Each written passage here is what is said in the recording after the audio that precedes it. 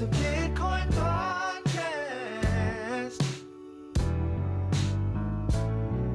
The only one that's making your money is you. Listen to the Bitcoin Podcast.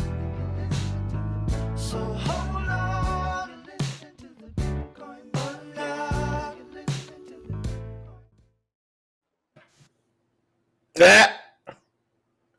Welcome to the Bitcoin Podcast, everyone. I'm the host that talks first. This is episode number 371. It's in the corner. I know. I almost didn't know, but I saw it at the last second. I thought it was episode 420. We're well, not quite. We're not there yet. Not there yet. I'm the host that talks first. I am our host, Dr. Corey Petty. And I'm the third host, Jessie Broke. And we have a fourth host today who's been with the show or network for a long time, off and on episode 200, has a tattoo on his bicep of the Bitcoin Podcast. Yes, Mr. Kenneth Bosak. How good, bros? Thanks for having me on. There's so many questions to ask. My very first question is, how many phones do you have? I How have many? I have 5 phones, but I use 3 of them on a regular basis. Why do you have so many phones? 4 FA, because 2 FA isn't enough FAs. 4 FA. This man is deep. My 2 FA's got 2 FA. Yeah, it's cumbersome. It's a little bit of a pain sometimes when there's like a dead battery in the house, but charge it up and it's worth the inconvenience for a little peace of mind when you're sleeping. I have a question. Do you have like one of those iFixit like phone repair kits? I used to fix phones for a living, Does iFixit like suck compared to what you have? That's funny. No, but I definitely do have enough tools that I could fix a phone, no problem. And yeah, the knowledge too. It's like funny how the phones have evolved over time since I stopped working. But yeah, it's all relevant knowledge. I could fix pretty much any phone still that comes out. Damn. That's what you're doing when we first got introduced to you. I think you were at a phone store, weren't you? Yeah, a place called Quick Fix out there in New Jersey. I was there for a few years managing and running the business. Okay. Was that the first thing that I think that was the first? I'm not sure if you were interactive with us before you did like your basically like reaction to the Bitcoin podcast as you walk to work. Right. Yeah, that's how it kind of started. Yeah, I was talking about like what I learned from the episodes and like a walk to work kind of like my opinion of your opinions. Yeah, that's the whole internet now. You were doing reaction videos before they were cool. Yeah, just walking to work because that was only about a 5 or 10 minute brisk walk to work, and I didn't really have time through my day because I didn't really have like that part like a content creating like scheduled into my life, so I didn't really see like the time for it. And I always figured like I'm walking to work anyway. That's the time for it, right? So yeah, just walked out my front door and started recording and stopped when I got to the store. Those were cool. I actually liked them. Thank you. Yeah, I kind of missed that. I wish I had a place to go every day, but yeah, everyone's lost that. That's no longer a thing. You could always like if you work from home, you could always walk around your crib, make sure you cover up any OPSEC stuff, and then just do the same thing. It'd be funny just to walk around the block. Yeah, there you go. Walk into work, walk around the block, just come back. Walk's good for you. So, I mean, there's a lot to catch up on. The biggest thing to catch up on, obviously, is you are I think it's self-proclaimed, but in reality, it's like reality proclaimed, the CEO of NFTs. For like as long as I can remember, like as soon as FTs hit like, I don't know, the cryptosphere, whatever you want to call it, you've been like almost all in, if not all in on NFTs. You're like, yeah, this shit's the future. It's going to be the way this shit goes. It just makes sense. Like what gave you that initial gut feeling of, yeah, this is going to be a definite use case for crypto. I'm going in on this shit. Well, CryptoPunks were cool, but CryptoKitties were a lot cooler. And I think it was just the simplicity of breeding, that utility where it provided more value from using the NFTs. Like it produced more NFTs. It produced value just from holding them and using them. And when I saw that level of gamification of the smart contracts, I was like, that's what smart contracts are supposed to be for. Like for these things that CryptoKitties were using, it was very simple. but I saw how elaborate it could get. And then Splinterlands came out not too far after that. And then I was trading playing cards as NFTs and renting them out to people. You know, years ago, I was leasing NFTs to people that couldn't buy them, but they could afford to borrow them to play the game. So it didn't take long from NFTs like just hitting the scene to me seeing their potential. You know, I spoke at a loyalty and rewards points conference. It wasn't a Bitcoin conference or anything, but it was about like loyalty points and rewards points. And I use like kind of like a CryptoKitties analogy for how they're going to be using NFTs and cryptocurrencies, you know, at like Burger King and McDonald's. And come to find out, like the other day, Burger King has NFTs now at their Happy Meals or whatever. What are they doing with them? NFTs? Other than like reaching out to people who have them, because I remember 2 years ago, I saw you at the NYC NFT conference, and you already were using NFT business cards, and you were talking to me about that for a while. And that's kind of like, not only is it like, hey, someone here's how you reach out to me, but you know who has your business card and you can send them shit. Yeah, I actually got an award for that business card at NFT NYC. I think the next year. For that, because of the concept behind it was more for like small businesses, you know, having my business cards, whatever. But imagine if I was like a pizza store and you had my menu as an NFT in your wallet.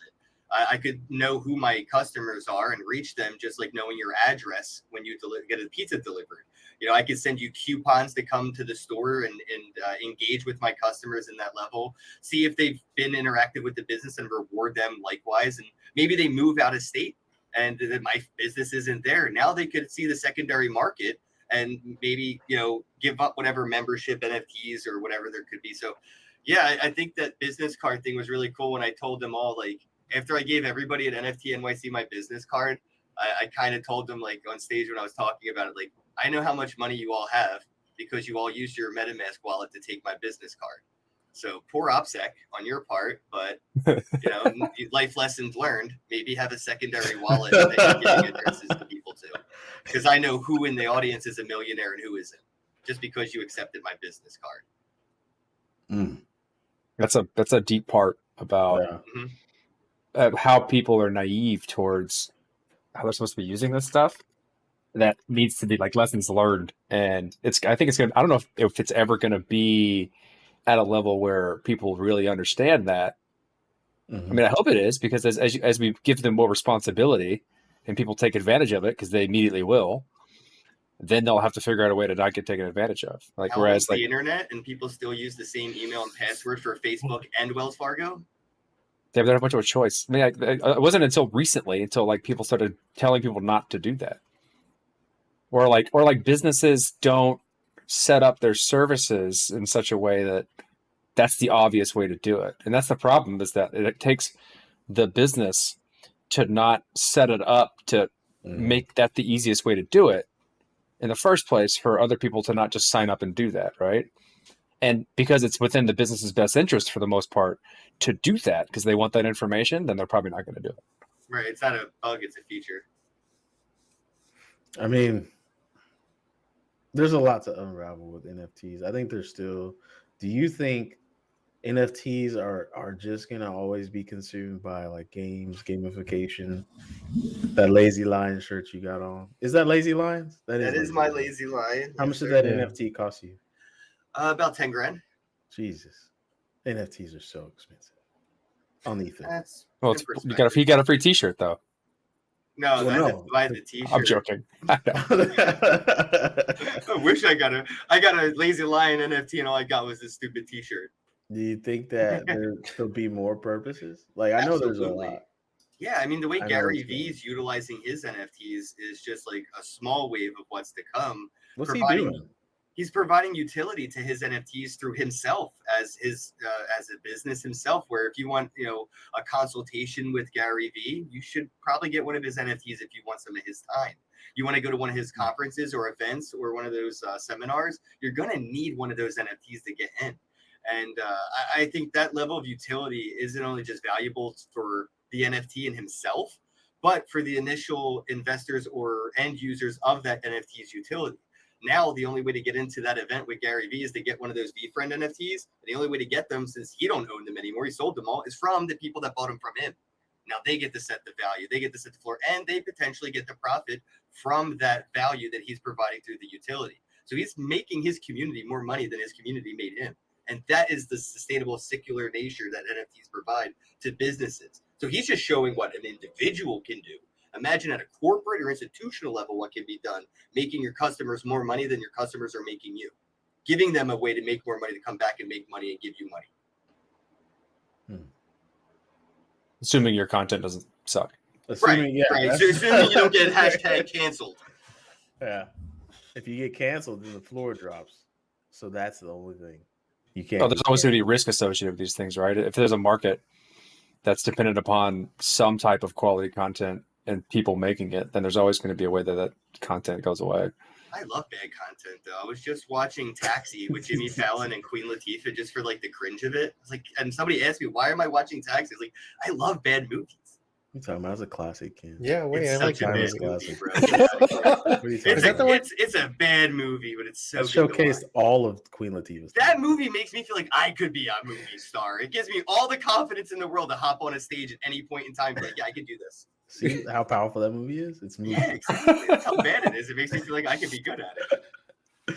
So, I mean, it's not just NFTs though. That like you're like you're the crypto lifestyle. Like is it? So I guess this is the you question. you live the crypto lifestyle, like you've been living it before anyone that I've ever known lived it. Yeah.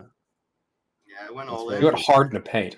I'd imagine, like, I don't know. Just tell us what that was like over the, like, was it easy? Was it hard? Has it gotten easier? What was like? It was embarrassing, man. Like, honestly, like that's how most of the time I felt being all in on Bitcoin as a Bitcoiner. It was embarrassing. Going out with friends to eat, trying to pay the fucking bill. Like, I only got some crypto. Anybody want to buy some Bitcoin so I have cash to pay for my food? Or my friends are going out somewhere where we're already out, and I didn't price that into I sold some Bitcoin earlier that day so I could go out that day. I didn't price in the extra spontaneous plan, so now I can't even afford to go out to the next thing, so I'm going home. Like, I've been in those embarrassing situations where like a flight got canceled and I used like cheap air and it was on me, so it doesn't get covered. And now I'm scrambling, trying to find a way to get like money, like real people money, US dollar money, so I can get a flight home. Because there's, my wallet 2FA I left at home and I didn't bring enough crypto on the road with me to like pay for a flight because I don't bring my 2FA on the go. I only bring what I need on the go. So there are times where I've been mostly embarrassed by my choices in this space. Like, I feel like a financial burden to a lot of the people that I'm around, because like they know like I'm pretty publicly wealthy. Like, I've been in this space for a very long time. I went all in and I very rarely cash out, but I very rarely have cash. So I'm like always the poorest person in the group. Has it And gotten that's kind of easier embarrassing. over time to either convince someone to give you That's some cash so or crypto, or to cash it out on demand? No, I have no problem now OTCing, actually. And I could probably get a good 5 to 10% now over market value OTCing. So usually if I need to cash out now, I'm doing like a couple grand at a time because it's just convenient. Plus with the OTC fees, I make more than, I would be losing trying to use a regular exchange. So I found like right now, like peer-to-peer buying and selling is huge, especially in like the meetup scene. You go to a local meetup, there's half of the people there are there to buy and sell. Such an interesting feeling to be go enormously ahead. wealthy. It has to be a weird feeling to be wealthy and poor at the same time. It feels like nothing has changed in my life. Like, if I look at my like crypto portfolios, I could literally see millions of dollars, but I literally only have like dollars, like a couple physical US dollars to my name at any given time. Yeah. And I think that helps me stay like humble or whatever. Like, it's really hard to like ball out when you don't have like a way to ball out, even though Very you can true. afford to. And it helps me, sustain this lifestyle where I don't think I'll ever have to work again, because I don't think I'm going to end up spending what I have because it's really hard for me to kind of spend it still. I can't spend this shit. Just If don't I use wanted it. to. If I could pay for a Tesla in like any shitcoin, I'd have a car right now. I would definitely have a car right now if I could pay for it with a shitcoin. If I could use an NFT to like put down as a payment on a property, I'd have real physical property in the real world. But I have around the metaverse corner, land man. instead. It's around the corner. Be very patient. Corey's gone through the Oh, process. come on. I got diamond hands now, bro. You know? Corey went through the process in the past of buying a home after liquidating some crypto. I'm currently, as we speak, going through that process right now. And although it is a nightmare, it's not. It's just a lot of steps. It's just added steps you have to do for the underwriting processor for them not to be like, oh, this person's a member of the cartel, right? You just got to do some good internal accounting, give them the statements they need, show them how the money flowed, and they're fine with it. It's just been a long pain in the ass. So that's why I don't cash out though. That I don't want that well, problem. So that's why I very rarely do anything with cash. I think eventually you don't need to do that. Go through that process. That's like eventually you won't have to, but we're not quite there yet. We're not. Yeah, but that would still be with whitelisted addresses. If I go to McDonald's to use Bitcoin for a Big Mac, they're going to require a whitelisted spending address. They're not going to accept Bitcoin at their cash register for point of sale from a hardware wallet or an Edge wallet from my phone. There's probably going to need a KYC associated whitelisted Bitcoin address for them to accept the money. Think so? Yeah, absolutely think that. Why not? They're the same reason that D just said they want to make sure that money coming from the cartel. McDonald's will get in a lot of trouble if they get caught with stolen money from a bank with dye on it, right? Yeah. And to not only add that, Corey, is that the right people got to make that money. Right. This is what I'm talking about. Like middlemen, last boss of middlemen is what we created. Like Coinbase is getting in there. Yeah. Coinbase is about to be that last boss, and they're going to have their tentacles so deep in U.S. society. Like, oh, that's a Coinbase point of sale machine? Yeah, I'll take it. Go ahead. Oh, you got a Coinbase account? Yeah, come on in. I'll take whatever fucking crypto Coinbase is holding. Mm-hmm.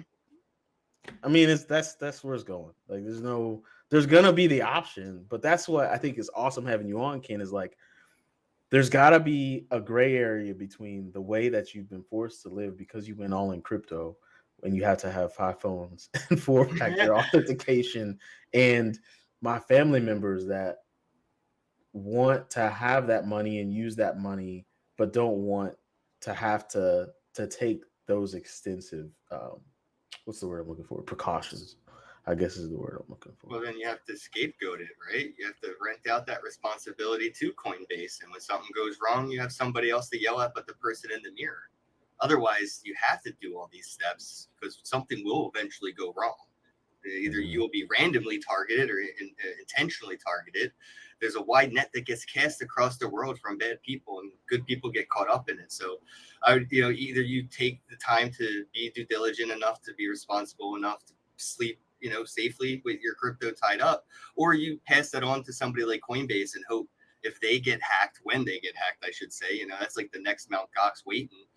They're insured in some way to help you, or something can be done in that sense. So, yeah, I honestly don't think people that aren't crypto savvy should even be involved at this point anymore. I'm kind of like against mass adoption at this point. I think we're going too fast. That's so funny, dude. People are going to get hurt, and they are getting hurt. So, you know what I mean? It's like car technology came out, and everybody saw how much it helped society having a car. When a police officer had a car, they could get to a crime sooner. Firefighters had a car, they could put the fire out sooner. They see crypto like this, and they're trying to use it, but they're just crashing fire trucks into trees. Like, they don't know how to use the technology.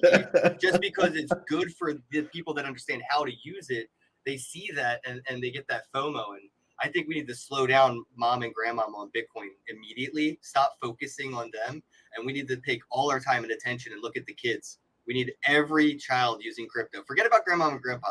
By the time this is ubiquitous to the average life, they unfortunately won't be here. So I don't mean to be like morbid, but honestly, they just don't matter right now.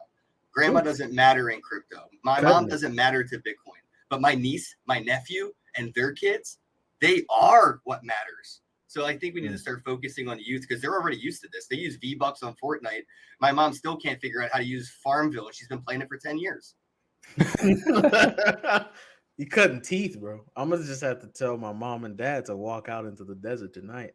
No, but I They're mean, like, hey, look, this you had a tell them good this run. isn't for them. This might not be for them. That's all. If You they gotta can't, make room. if they can't figure out maybe how to get that 4FA up and running, because 2FA isn't enough. When you're in 6-7 figures, 2FA isn't enough.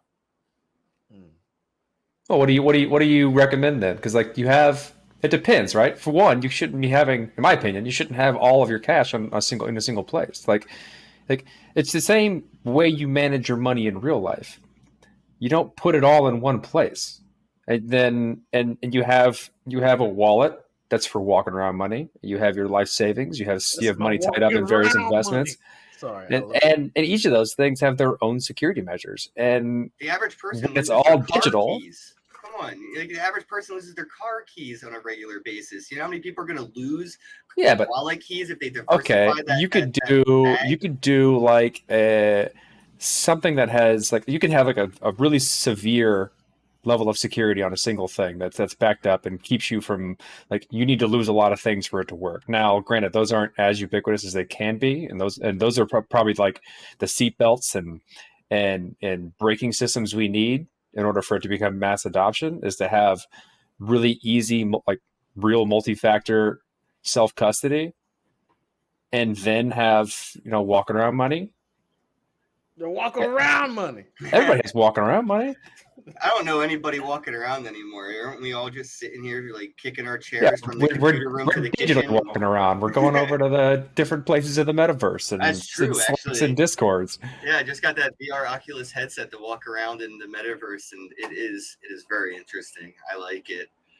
I like the metaverse with the headsets and stuff. Oh man, I could so see much you fun. longing to be in the metaverse through the screen right now. Like, I'd rather you get it. Yeah, you see it in me, man. I love it. It's very out of body experience, man. That's how I feel. It's almost psychedelic. Dude, we're going so close to. Are you talking about like Decentraland, Ken? Yeah. Like which projects? Oh, I'm just no. In general, talking about the Oculus Quest 2, they have these like social rooms, like VR chat or big screen things like that. Somnium space or like alt space. Those kind of like environments are just like I don't know. It's like really easy to kind of just like meditate out and like I don't know, like just forget the physical feeling. Like, and my back's been pretty bad the past couple of days. So like tapping into VR, it's like it is that immersive to where like I don't even feel the pain in my back, and that's to me like that was the key. Damn. Oh wow, I'm really immersed. Yeah. Have you ever tried a back like a foam roller? No, I haven't. But my chiropractor, nice. My chiropractor, VR chiropractor. I would recommend that. You know, that's the immersion, like right? That's the equivalent of like an HD condom. You know what I mean? Where they just like throw the word on top of something else to make it sound like a cooler product. A virtual. Yeah, I feel like VR in front of something will probably be like HD in front of fill in the blank, like HD soda. Like I feel like that was probably a product when HD came like into vernacular. Like a 4K condom. Yeah, 4K condoms. Yeah, exactly. 4K refrigerator. Like they did that. It's organic. These things. Free range. So, yeah. Free range condoms. A VR chiropractor probably isn't too far from like an actual thing, considering you get immersed and you feel better. Oh man. But it might work That's for kinda Reiki scary. massaging if you're into that kind of energy. Yeah. You visualize healing. I could get Reiki in the metaverse. That to me, That's gonna be a thing. That's certainly gonna be a thing. Jeez, I don't know if I want that. You know, I don't know if I want.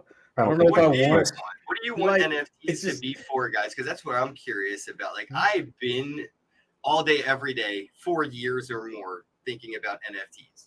But I'm curious, like how people like yourselves are now seeing them being implemented. What do you want? Not where you think it's going or what you could have. I'm just curious, like, what would it take for you to be like, oh, okay, like that's what I want out of NFTs? I want healthcare fused with gameplay. What?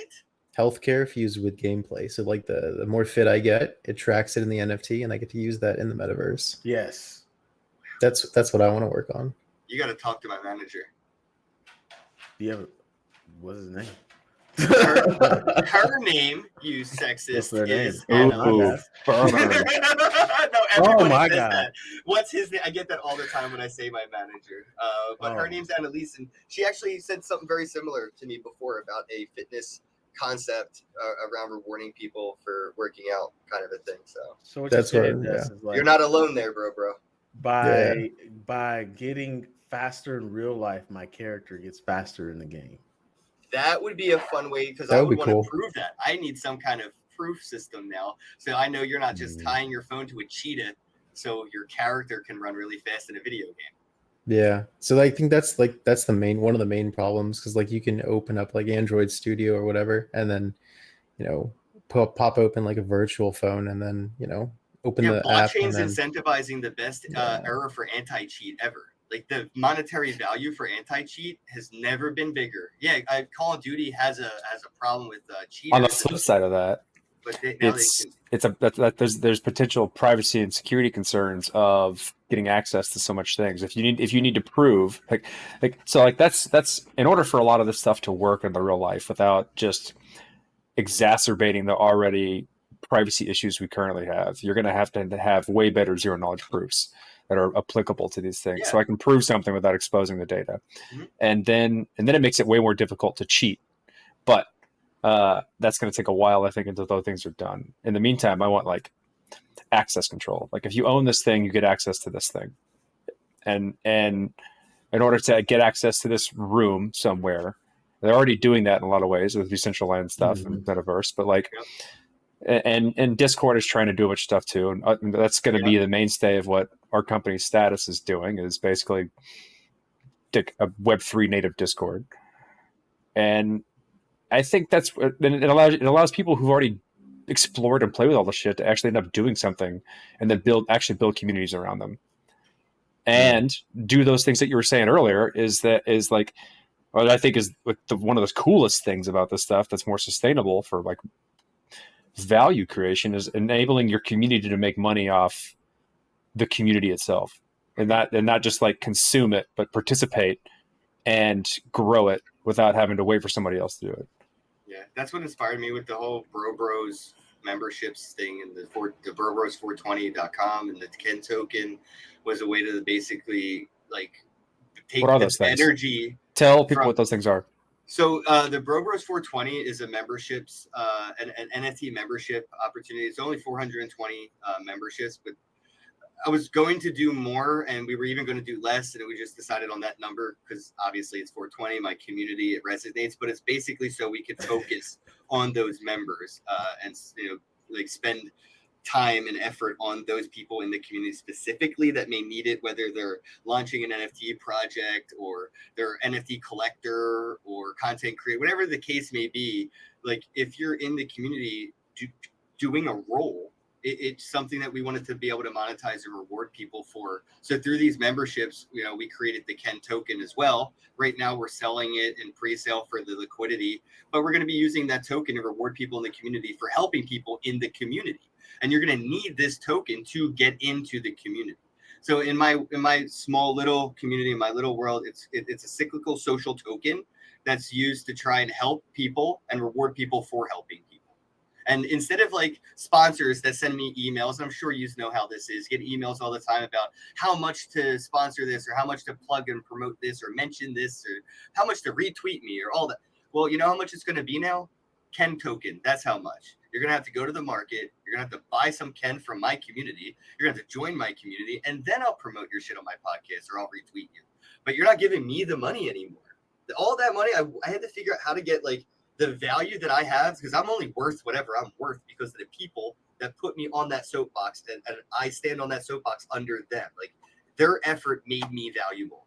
Why am I getting all these emails and offers for money? It's because of them, my community. So all the money should be going to them, right? Like, so I figured out how to get these people that want to work with me to have to give them that money in order to get into our community. And it's not just like a one night stand relationship. You're going to have to stake or provide liquidity. You're going to have to join the community. It's not just a pump and dump, one night stand, shill us. You're going to have to make friends here. You're going to have to make. How do you keep people customers from bringing down the quality of the community by coming in and trying to shill? Well, that's the community, right? That's where we actually have a DAO in mind as well, but we're already talking with the way we could have everybody vote on certain things. So if there are, like not safe for work people in that like community that are doing things that may be on the edge of like, you know, the fringe, then yeah, maybe, you know, those members may be kind of like have their own little membership community where like that goes. But I think that the community as it has been, my Telegram is, you know, I never had a paid Discord or anything or a paid Telegram channel. I have a bunch of people that have been there for a few years, and I made them moderators and admins, and they just take care of it themselves. And I feel like that's pretty much with, and again, for only 420 people at the most, right? More people can buy more memberships, so there might be less. That's not too many people, I think, to manage if something were to go in a direction that came up with debates and try to find a consensus of how to solve that solution without pissing too many people off. But yeah, there is a DAO in mind for the Ken token, the bro community with the memberships and everything. Because I'm not immortal. I will die, and hopefully not soon. But when I do die, I would like this to be my legacy. Like 100 years from now, people are going to be able to join the bro community. And the reason I named it Ken token is because I want to be immortal. I could have named it bro token, but no, I want to be remembered 1,000 years from now. And that's the kind of effort I'm putting into this, is like when I'm dead, hundreds of years from now, there'll still be people using this shit. The bro token. And it would just be bros. The bro community. The bro community. Do people have to? So this is an interesting idea, kid. Like when I was coming out of college, I had an idea with Corey and I's mutual friend. You know Tom, Corey. Nobody else does, but you do. Yeah. We were gonna make an app called Rosa May, and it was specifically for when you move to a new city and you need new bros. Like you have your Rosa May up there, and people can look at your Rosa May and see what kind of bro you are. Like, what do you like, darts, or you like pool? Or maybe you don't. Maybe you like, you know, maybe you like playing basketball. You know, it'll align you with other bros. Are you like outgoing? Sounds like Grindr. Yeah. Sounds an awful lot like Grindr. So what you just said is why we stopped the idea. Like, we got like 1 week deep into it, and we were like, I think this is. Yeah, but what if it would have taken off in that way? Like MySpace was only supposed to be for music. That's what it was kind of for. But then everybody was like, I don't have a band, but I have a MySpace. And a favorite band. Maybe you know, it could have been a thing that you didn't even want it to be. That's exactly what we made bro space. We made bro, man. Bro space. That wasn't the original even intent. Worse. No, I'm not gonna do your interview. No, I'm not coming on your show. Anyways, I guess Jessie, you like healthcare and NFTs. Corey, you didn't answer yours. What I would like from NFTs is like, I want a lifelong video game resume. Now this won't come from me. It'll be like you said for like my kids. Like I've played video games so much. I've played hours of video games, and the only thing that's gonna get me is size from my girlfriend and family members. Like there's nothing that all that effort being good at a video game gets me. So like I want like some sort of universal, like, oh, this is this guy's video game resume that's not like on like PlayStation Net where you see like their little trophies and something. Like it actually gives me like bonuses and perks over time. You know, like when I pick up a new game, a Battlefield, like I got more than skins. I got more than like I get some perks. I can see GameStop going that direction easily by acknowledging your gamer score and rewarding you with things based on that. Working with different game companies as a partner to get those things to give to the people that like you that they want to reward. Yeah. I could easily see that, but yeah, how would we get that NFT memory card, so to speak? See, I don't really give a shit about the showing off the accolades of playing video games throughout my life. What I think is more important about the intersection of NFTs and video games is allowing people to monetize their work in a more equitable way. Because like you could play a game and enjoy it and love it, and then you can then take the fruits of that labor and then make decisions about paying your bills, then that's cool, right? Like that's something that everyone would do. Granted, we'll probably lose most of the productivity of the workforce, and nothing's ever going to get made. Productivity. Productivity. Did you just say productivity? I swear you didn't, but I probably should have. I like that. That's what you're hearing now, though. Yeah.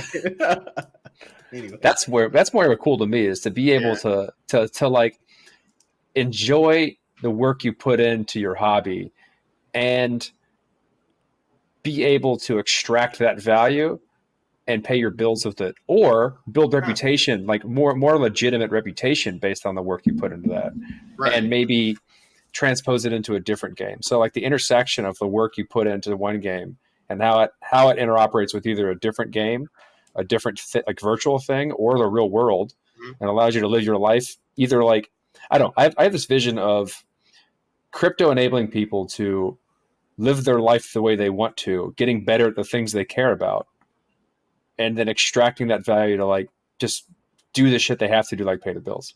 Wasn't that like what degrees from college were supposed to be about? Kind of, but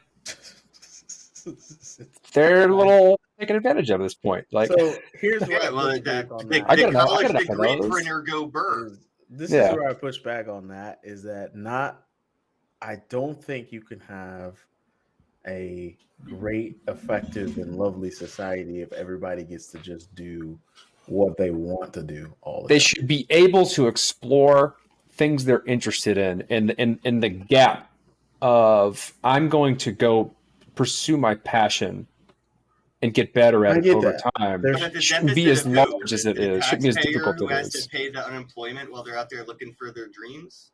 See, I absolutely agree with you, Corey. I think there's going to have to be a fusion of this is what I do because I have to, and this is what I do because I love doing it. There has to be an easier way to live that life. There has to be a motivation to start doing it and continue doing it, where like the value you get from it is commensurate to the work you put into it. It's called self-gratitude. Be grateful for do it for yourself, like, and maybe for your family. Like, Well, if it helps you pay your bill, if it pays a portion of one of your bills, you can justify to yourself doing it more often. You don't feel that's guilty. true, I guess. Hey, wait, do you play Minecraft at all? Because that's like the world's most popular freaking game. No, right? I don't play There's Minecraft. a didn't company called Uplift that monetized Minecraft. You can literally like dig a hole and you'll get like their shit coins that you can trade on the exchange, or you can like build things and then like sell them as NFTs, and you can buy like plots of land that nobody can build on, or demolish things that are built on unless you own the NFT. And it's all gamified, monetized, and like play to earn Minecraft. It's all on a Minecraft server, so it's like legit Minecraft. But they also like built this API that rewards you based on what you do in the game. So you could play Minecraft right now, and I think there's a few people who've been playing like a little bit too much. But one guy bragged about being able to pay like his mortgage or something like with NFTs from like Minecraft. I wish A you could. little bit too much, Yeah, but but people I are mean, playing a little bit too much and getting nothing out of it that's a other good than point too. Actually, yeah. But now that you start rewarding them, maybe it's like excessively. yeah. too There's much. definitely the dark side of that, where like we have nobody who does anything but play video games, and we've lost all productivity. I'm clipping that. Fucking a little bit too much. I'm clipping that, and I would love to have that as a sound bite. I just, there's somebody out there right now who's fixing a bolt on a bridge, and I think that person. And they didn't want to do that. That's not their passion, but we need it. Somebody Sure. else do it, Sure. right? Like we need that shit. Like society needs this stuff, and like there used to be systems. So it's a in good place. thing that they didn't get to become a painter like they always wanted to be, because life kicked them down out of being a painter, like their life ambitions. Now they have to be a So- bridge repairer. Some people like fixing bridges. So here's the thing. Exactly. There used to be like these centralized, we hate centralization. There was these bodies of fellowship and brethren where it was like, look, we fucking fix bridges. And that's what we do. We're the engineers that fix Bridge bridges. fixers. Our kids fix bridges. Their kids are gonna fix bridges, and we are the bridger. We are the fixer of bridges. You might as well call our last name. You Bridge tell me Fixer. they wouldn't do that for Like- fun? Because I feel like they would. They would like If they didn't used to be have to fellow- get the money to pay the rent, they'd still do it for fun. Like there used to be fellowship around these needed things, and it would be like, Mhm. "What's that dude do? He's a bricklayer, a layer of bricks." NFTs Never are good going at to it. bring back the Bricklayer. barter economy. Like, just so you know, I really truly do believe we will have a tokenized barter economy where everybody will have their own shitcoin. Andreas Antonopoulos was talking about this for years. How So was people I. will have their own shitcoins, and we're starting to see it happen at institutional and corporate levels. That's why Ken Token had to come out, because there's no way I'm going to let like J.C. Penney come out with the penny Kenny token thing before me or whatever. So Kenny. we're starting to see like that social token thing come where I'll be able to be a bridge repairman. You know, I'll get that NFT probably through a bounty program after somebody like audits and accepts my acceptance to the bounty, blah blah. Then I can take that NFT and swap it for somebody who like uses the damn bridge. Now they don't ever have to pay a toll on the bridge because they bought that NFT from a guy who helped build the bridge, and now that guy can use that guy's services. Maybe he's like a carpenter, and the guy who's a carpenter who bought the bridge NFT gets to use the bridge without having to pay the toll ever again. That's I'm just the gonna level make of wallets. gamification I see coming to this. I'm just going to make wallets to facilitate all this. I'm not going to try and There's do not enough. There's not enough. And if you really want to make money in this space right now, I'm going to tell you right now, you'll make multiple millions of dollars within 1 year. Make an NFT marketplace. If you want to make multiple millions of dollars within 12 months right now, I'll be right back. you do not have you don't have time. You don't have time. Do it right now. These NFT marketplaces are making I'll do it millions tonight. of dollars a day. Any NFT marketplace, mom and pop shop, has the opportunity to become the next Papa John's NFT marketplace. Tell You me never know. I'll do it right now. Tell me how. I know how to do it. If I knew how to develop, I'd be developing an NFT marketplace. That's where the money would Let's be stop the show. Why? Tell us why. Let's stop this- because the market fees that these the market fees that the marketplaces get for the buying and selling of each asset isn't just there. It's also within the creation a lot of the times with the listings, and basically it's like an Avon sales business model. They don't have to do anything. Avon doesn't do anything. They got a bunch of people that go door to door selling things that they're stuck with. That's NFTs that when you buy one, you're now an NFT salesman. Anybody who bought one of my NFTs, they're basically going door to door like Avon salesman, trying to get other people to buy it from them so they could flip it or whatever they wanted to do with it. So that's how I see like the bigger picture of this. Is that a product of a? Here's a question that I think is interesting.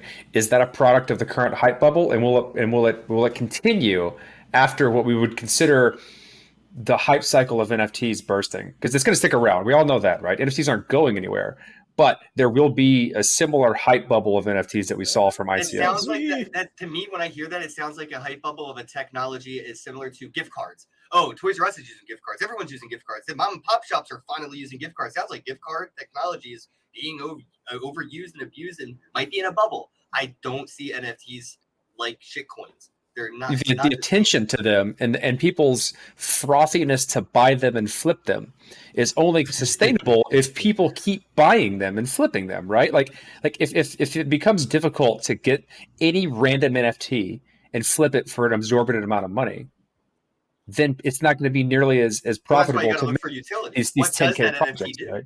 Yeah, I understand that.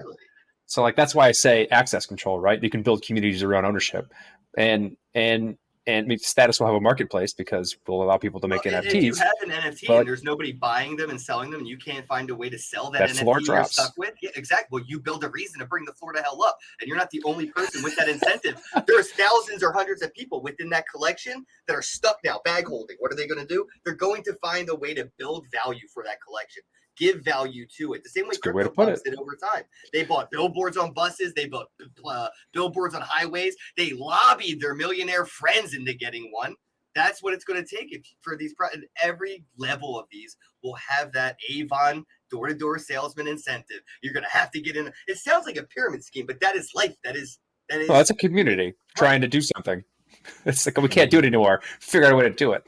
So That's why I don't interesting- see a lack of this in the future in value. I think even nostalgically in families, this will have value. Like your NFT might not be valued to you or your community, but your great grandson might want to buy that NFT from a complete stranger for whatever the hell they're listing it for because they never got to meet their great grandfather. Yeah, it's very interesting, like where this goes. from Antiques here. Roadshow of 100 years from now is going to be weird. NFT Antique Roadshow, sign me up.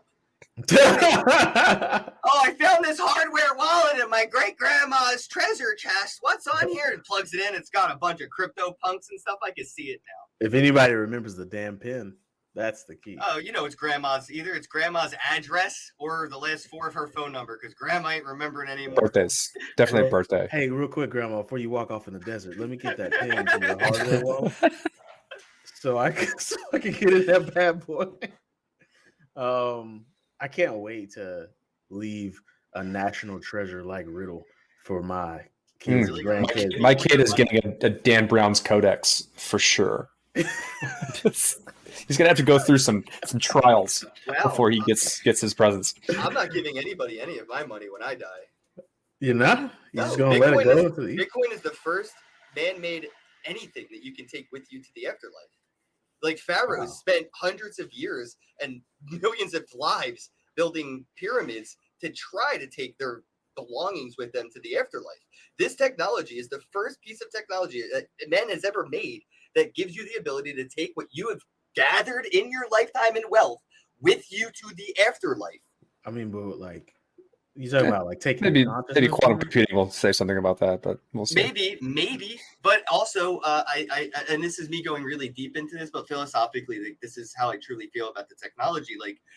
Like I think Bitcoin could prove without a doubt reincarnation exists, and I mean this in like a very sincere way. That if I were to die, or when I am to die, and if I were to be reincarnated, if I can meditate into that cloud. Like right now, I'm meditating, I'm channeling those 24 words into a cloud, my cloud, and my soul is the key to that cloud of information that I'm meditating into that cloud. If I can be reborn and use my soul as a key and find that cloud and remember those words, I could type them in like the Dalai Lama picks out the mirror and the brush and prove I have access to those funds. Not only do I own that house, I've always owned that house. You know what I'm Bro, saying? you're Like, deep. Be deep, bro. It would I'm be never it would gonna- be some You're in strong it. evidence. It would be some strong evidence. You're in it. That's what I'm saying. There's somewhere between the life that you like. I know for a fact you called me a poser one day, and I was like, I don't think I'm a poser, but I guess I am. I guess I am a poser because well, you got to think like I idolized y'all. Yous were my first like real introduction to this space. So like when I got deeper and deeper and deeper, and I didn't see you guys getting as deep, it felt like some type of way. Like I'm going through all of these hardships of being like all in on Bitcoin and being like the all in guy, and like I didn't have anybody, bro, to like cry to that knew my pain, and like it was definitely me being a dick. You're not a poser. I was just We've like been upset about being in that space. hobbyists this whole time. Like this is something that we do. I didn't transition fully into crypto until 4 years ago, I think, like where I joined Status and I'm doing a crypto job. I worked for consulting, like government consulting companies where I did Bitcoin education and like crypto education to people. But like I wasn't paid crypto until I started working for Status. And like so like this podcast has been half of our lives. You dove in fully, real early. And so like we always had 1 foot in the regular world at least, right? Yeah, we had to. I had to. I didn't So have. and because you dove in, you got your ability to navigate the world accelerated because you forced yourselves into those hardships before anyone else is willing to do it. Absolutely. Appreciate that, man. I didn't want you to take that and like I felt bad when No, you said that you immediately. I was like, understand. damn, I didn't mean it like that. Like It's really hard to insult me, but I was like, in a lot of ways, yeah. I mean, I am a poser because I'm not. I went down the rabbit hole, and then there was like some tributary holes in the rabbit hole, and I was like, yeah, I'm not going down those. This is about as far as I go. I'll talk to the people that went and came back, figure out what the hell's going on, figure out what the hell those rabbit holes are about. This is about as deep as I'm going. Right. I dig it. So, it's the crypto lifestyle is tough to live, and that's the awesome thing. If you're It's getting not better. Yeah, It's that's what I said this the other day. I'm too much of a Bitcoiner to use Bitcoin now because Bitcoin has been banked. It's a different type of difficult now for me to use Bitcoin because everything requires some kind of like KYCing from a bank. Like the legacy, we have the same problems, better technology, and I don't see it changing. Like from the inside, as far in as I am, I don't see this changing anything whatsoever with the way McDonald's does everyday business. Whitelisted addresses, same way you need a Visa credit card. The way that I guess traditional world is. There's a reason for that, though. Okay, hold on. I want to say, go first. It does seem really bad, and this is how I guess I think I'm just getting old. There's a lot of grays now. It seems really bad to have these processes in place, and it sucks a big old dick that it seems a small portion of the population benefits so greatly from it. Over time, that's how the system has gone. But like when you realize that the decisions of one man pretty much which is Ray Dalio, I think his name is. He's a pretty world-renowned investor. Well, the decisions that he makes, or at least the decisions that his company makes, are responsible for like 20% of all teachers in Texas retirement, because they own so much shit, and the shares of their company is so valuable that it's now intertwined in government dealings and government finance and taking care of my aunt, who's a retired teacher in Texas. Like, if he were to make a bunch of shit decisions and his company made a bunch of shit decisions, 20% of her retirement is zapped overnight. Right. And so that's kind of like why you have to. Now, what we're in right now, I think, in the stage of crypto is like, okay, who knows the most about this shit? Who can educate the most decision makers the fastest to make sure that we can't have that situation occur? Because once you turn the switch on where huge institutions and investment institutions and all these giant piles of money start pouring into crypto, you can't turn that back off. And we need to make sure that the decisions that they can make are made meticulously and with people's retirement. In like, there's like real life decisions, but They've taken bigger risks with people's retirement with less potential reward before.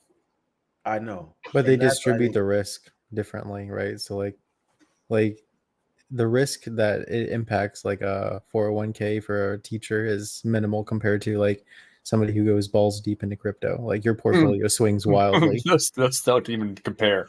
Yeah. So Yeah. it's like you can't even Assuming they're compare going to the be two. there, though, right? Like Yeah. we still make assumptions. Like I was talking to my wife about this. I was like, I'm reluctant to go into more traditional investment opportunities because I'm not comfortable that they're going to be there. Yeah. I'm more comfortable that crypto is going to be there later on down the line, and not only that, but it's performing tremendously better as long as I can keep track of it, which is something I do anyway for my job.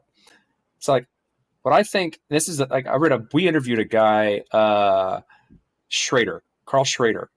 Who wrote a book called Stealing Worlds, which painted like the picture of the crypto future that I think is most appropriate so far.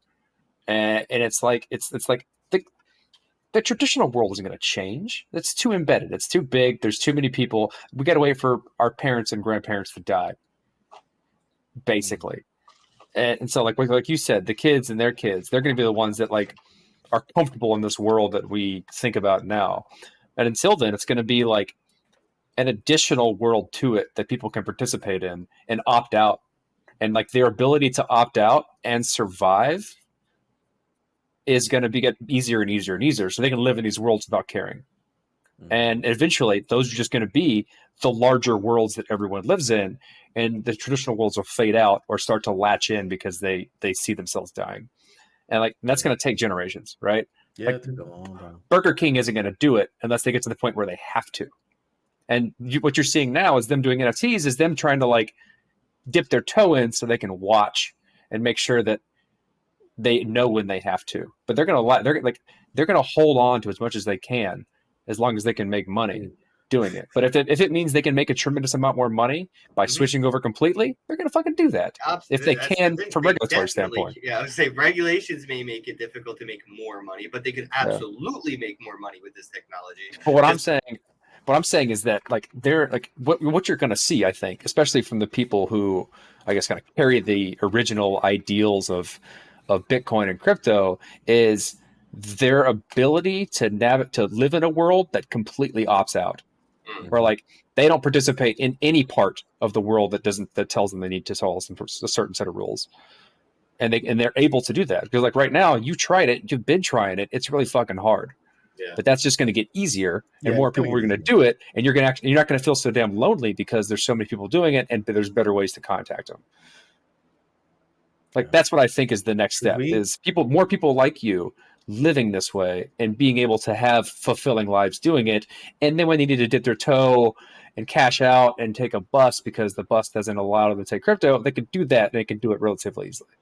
Yeah, I mean, I'm seeing a few more two-way Bitcoin ATM machines, at least in my area, popping up, which is more of a peace of mind, if anything, if I ever needed like cash in hand for an emergency or some reason, whatever it may be, comes up. But yeah, it is. You're right. I see it.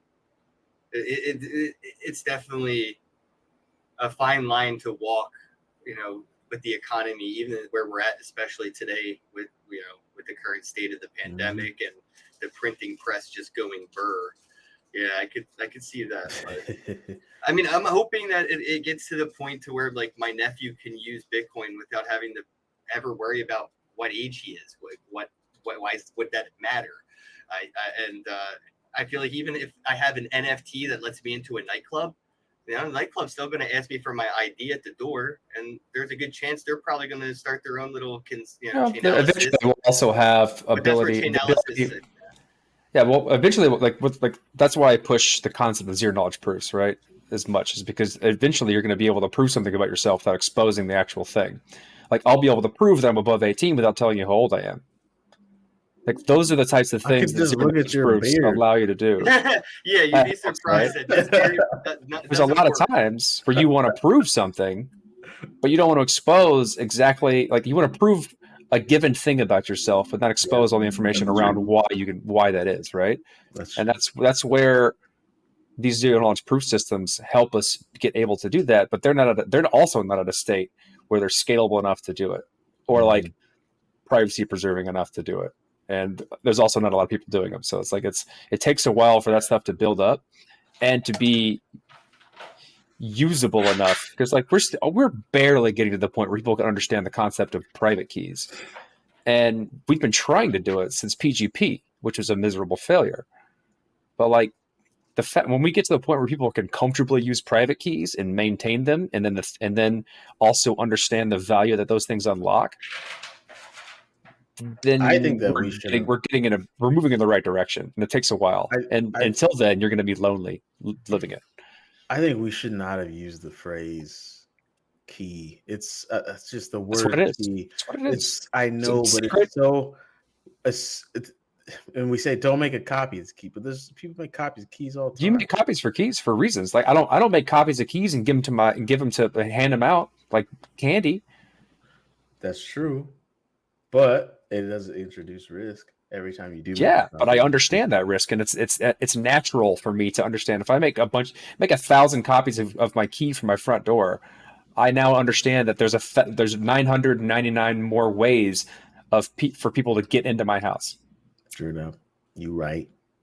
I'm Did just they saying. change the terminology recently from private keys to something? I feel like I've No. seen like No. new term. No, Not that I'm aware of, and I do this shit. I'm sure somebody listening will let me know. I think I'm misremembering something. Secret. Is it Secret secret seed code. phrase? Is it a private seed phrase or something like that? So like there's a lot of different words around the 12-word seed, whether it's like a 12-word mnemonic, because like in reality the 12-word seed gets used to build the 12-word mnemonic phrase gets used to build your seed, which is a long 512 bit random number that then gets used to derive your private and public key and chain code. Right. But like I have an idea. there's a bunch of other shits, but the wording all sucks. Do you remember how 6 years ago I called that Burger King and asked them if they took Bitcoin? And they I said want to yes. call them again. No, they didn't. They said, take what? She What goes, take is it what? money? She goes, is it money? And you're like, yeah. She goes, well, we take money. Should I call them again? And Sorry, ask now them I the got same question? to run today. My son is going wild. Oh shit! Word. Yeah, I'm sure they know because of they know of Bitcoin because of Doge. So if you called, I bet that anybody working at Burger King knows of Bitcoin because they know of it thanks to Doge. What about NFTs? You said they're doing NFT stuff. Would they know about? No, for sure that. But I bet that they already heard about it because of Doge. Like that's like the average person working at a Burger King. That was the audience that the Doge bull run was talking to, like specifically. And that girl did not know what you were talking about when you called however long ago. It was 6 years. like 6 years. 6 years ago. They know now. But yeah, they're doing NFTs with their meals, like non-fungible meals or something. What are they doing? What do you need to get this thing? It just came across my stories this morning, actually. So I just found out about it this morning. So I haven't had a chance to go to a physical Burger King, but I will be. I remember when the Garbage Pail Kids did NFTs at Target and Walmart. I drove to about 20 individual Targets and Walmarts trying to find these NFTs on the shelves. Well, we gotta we gotta wrap it up. It's been That's a what good she show. said. And when I do, I'll be sure to use my 4K condom. We got 1080p's. Your NFT protection, your NFT Durex. When Durex I feel like and the Trojan condoms make would be NFTs. used in Demolition Man with like Sylvester Stallone. Oof. When Remember that scene where they put the goggles on? oh yeah, I yeah. don't remember that scene. Yeah, there was like because the they don't have touchless sex scene. anymore. Oh yeah, the sex scene. Yeah. Yeah, Yeah, they just have- touchless sex scene. That's where they would use the 4K condoms. Yeah. That's where that movie loses me now as an adult. Like as a kid, I was like, "This is so cool. It's the future. It's the future." And now I'm just Oh, like, you must "That is never have had an terrible." STD. You're like, You must "Mm, mm, mm, never mm." have had an STD if you don't think there's something appealing about touchless sex. I have not. Nope. But I have not. So I will leave it at that. Let's do the shout out. Do we have the shout outs? Do we have Shout out to shout the outs? sponsors. Let's do the things. We gotta do the things. Starbucks, Dunkin' Donuts, and Burger King. Thank you for sponsoring the show, Burger King. Yep. Starbucks. Oh, What's if that? you're Target, not a Target as well. patron, you could be a patron. You can go to patreon.com. I didn't say the patreon.com this week and send our audience into a phishing accident. Like he told me to go to the patreon.com and now somebody drained my bank account. No, go to Grandmas are going to Patreon. go to page fuck it. Look Google image search that and then search Reverse the Bitcoin image podcast and you'll get to us. I'm stumbling over my words right now. All right. Then we got the Slack. Yes, I know what you're thinking. Slack. You're either thinking, what's Slack? Why don't you have a or, Discord? Why don't you have a Discord? Let me tell you why we don't have a Discord. Discord's The velvet a fun rope. place. Discord's a sacred place. It's a fun and sacred place. All right. We don't want that kind of fun and sacred like feeling you get from Discord to spill into the community that we're building. We're building a very nice and like square community. Right? It could be chamfered around the edges a little bit. Yeah. Good word. Damn, bro. Quality word. Yeah, it is. Chamfered? Jesus, nobody just throws that around in everyday conversation. Bevel the edges, baby. We got on your podcasting app. You probably can rate podcasts for your future and giving the public knowledge as to the kind of content that you like to consume. We'd hope that you give us 5 out of 5 stars or microphones or circle, whatever they do in your podcasting app that gives you the ability to rate the app. Give us the most of those. If you don't want, you could give us 1 star, if you really want to, but that'd be a pretty dick move, if you ask me. That's how they really feel, though. Yeah, like you guys fuck that show. Then it's like, damn, you went out of your way to give us a 1 star. You could have just moved on with your life. Fucking dick. All right. Shout out to, am I doing this for a reason? I can't remember why it's even there now. Shout out to Shakira. I think that's Shakira. If it's not, Shakira's lookalike or new Shakira. Shout out to Lil Uzi Vert, who he's probably got an NFT. He does. Right. No, 100%. He has one of the best NFTs, actually. He's really smart dude. Shout out to Lil Uzi Vert doing his thing. Shout out to that guy. Eugene. Oh, sorry. I shouldn't assume. Shout out to that person. I already made that mistake once in the show. Shout out to that person as well. I'm never going to figure out who that is, Alicia, ever. Naisa Ray. I know her. Shout out to you, girl. Hey, Tim in the Slack has designed shit for her shows in the past. So shout out to you, Tim. Nice. She's tapping you again. Sorry to put your business in the street, but I feel like it's a good business to put in the street. Tim does art for her. Shout out to Shaquille O'Neal. And shout out to Zazi Beats. And we got one more. Oh, long neck and wide smiles, Zoe Saldana. One of these days, hopefully, you know what? If she launches an NFT when she gets out of her first crypto scam she got involved in with 2017, then maybe we should try to get her on the show. What do you Oh, think? you know what? I looked it up and If I you did call get that, my news. if you call her that on the show, I would be so happy. Dude, no, come on now. I'm not trying. Oh my They'll make us God. pull the content. They'll be like, you can't say that. Down. I got Little Uzi mixed up with Little Yachty, apparently. So Little Uzi actually didn't have a good one. It was Little Yachty who had the best NFT project. Little Uzi, I think, is art's not bad for potential. Lucy. Ken, are you assuming your Lils? All right, you can't be assuming your Lils. I can't wait for them to grow up and be like Big Yachty one day. Like, you know what I mean? Like, I got to watch Little Bow Wow become Bow Wow, and that let me know I got old. I got old with Little Bow Wow. No, he dropped Lil after he got butt sexed. Wait, what? You can't be Lil anymore. He got raped by his bodyguard, and after that he was no longer Lil. Yeah, he came out and talked about that. He just dropped the interesting Lil. That is very... celebrity. You didn't know that? No, I didn't know that. We will put like 30 Today I celebrities up there. Corey be like, don't know that guy. Little Bow Wow, raped by the bodyguard. The more you know. That's fucked. Oh man, rape's not. Yeah, good. it is though. This is why I want a bodyguard, but I don't want my bodyguard to be so big I can't take them on a one-on-one if I have to defend my butt. But you don't have a very good bodyguard. Yeah, exactly. Maybe I should have a bodyguard from my bodyguard. You have multiple bodyguards. Like 2FA. Yeah, I need a 2FA bodyguard scenario. You have more than one bodyguard. I And think they're I just best answered the friends. question for myself. I've always been like, why do they have multiple bodyguards? That's why. Little Yeah. Bow Wow situation. So Little Bow Wow. Stop it. This Everybody- should be funny. Everybody's avoiding the old Bow Wow. Everybody. Oh my gosh. I'm an anti. Have you made sure you're avoiding the Little Bow Wow clause? Yeah. Okay, good. I am an anti Bow Wow certified bodyguard. Oh my god. And we're done. We gotta wrap this up. What happened? Play the outro.